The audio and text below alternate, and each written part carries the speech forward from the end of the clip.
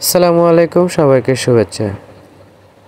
সীমান্তবর্তী হাটগুলো নির্ভর করে বর্ডার ক্রস গরু মহিষের উপর।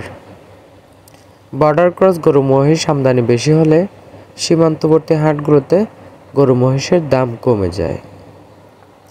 যখন আমদানি বন্ধ হয়ে যায় তখন দাম চড়া থাকে।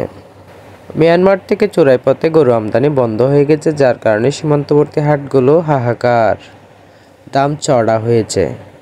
আজকে বাজারে এসে দেখি তেমন গরু মহিষ নেই, যা আছে তা দাম জিজ্ঞেস করার মতো না, খুব বেশি দাম।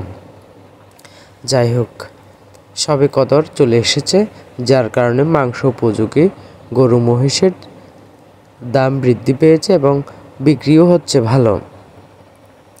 খামার উপযোগী গরু মহিষ তেমন বিক্রি নেই, তবে কাস্টমার আছে, দেখছে কিন্তু কিনছে না।